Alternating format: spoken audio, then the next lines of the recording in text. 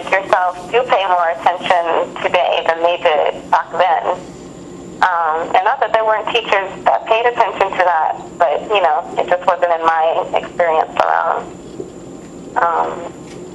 But I just, so with the person, I was like, oh, he must have had a really bad experience learning history in school because he really doesn't see why it's important. A teacher once pointed out to me that, how was the placement test, or how was the, because I had to get certified to, and I said, the social studies test is really easy. And she added, easy for you. And I think that is what I try to keep in the back of my mind when it's easy for you to see the importance of history, whereas for other people it's not something that, as you said, either they had a bad experience with it or they just haven't been given the opportunity to study something that was relevant to them. And because he likes business, and you'd think the history of business would be good. History is relatable in so many ways. Yeah, what's the history of the corporation? Yesterday is history. And, 5 minutes ago was history. And, and how you manage your business, you're going to have to careful examination. It depends on, from what perspective, I guess, you're looking at it.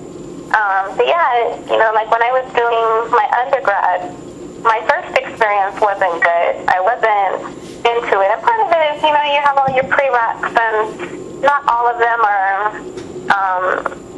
going towards, or you don't see them as relatable to your major. But, this last time when I did, when I finally completed it last year, everything made sense. I hated my philosophy course, for instance, and not so much because it wasn't relatable. It's just, a lot of the information was written in a different time period. I'm reading, Hume and, and Marx, and actually I like Marx, but, you read these philosophers from back in the day, and, some of it is a little more tedious to get through.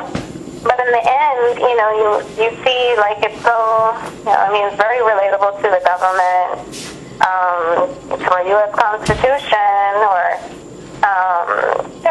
even just understanding the thought process of, why opinions, why they have such opinions, or what made them think that way, or what was going on at the time. And, so I learned to appreciate what I was learning. But obviously there's challenges with every subject.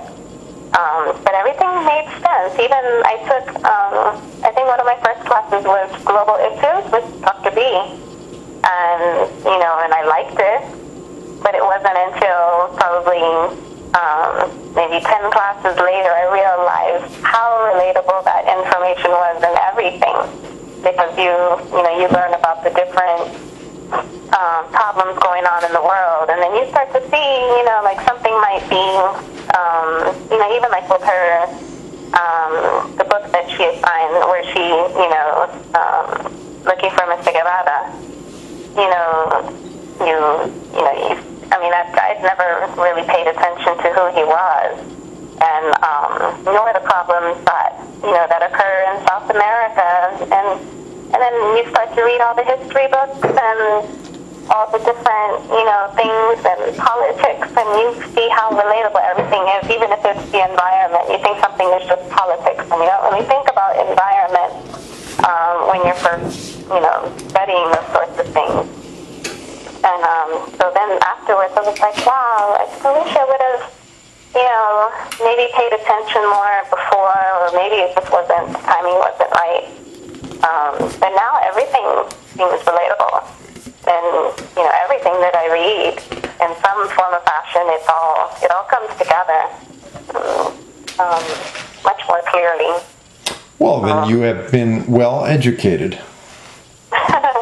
Yeah, I went to an excellent high school. I was looking recently. It's rated the #1 high school in Washington, D.C. You would probably like it. It's very different. There's 3 classes a day.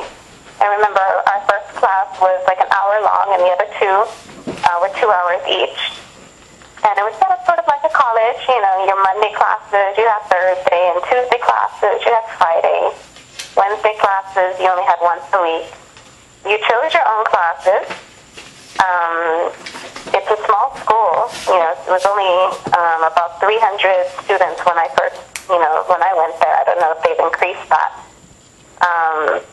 But classes for, say, for instance, history were held at the museums, and biology might be at the zoo. And, we had it really good there.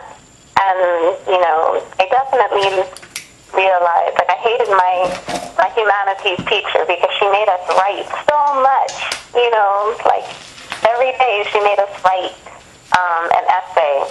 And I used to dread going to her class. And it wasn't until I went to college I realized, I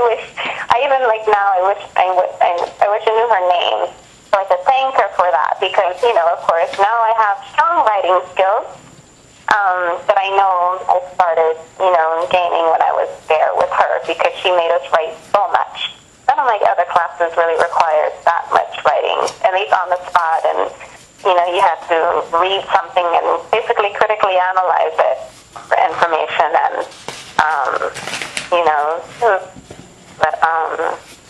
but as far as, connecting information, I don't think I have it, because we did choose our own classes.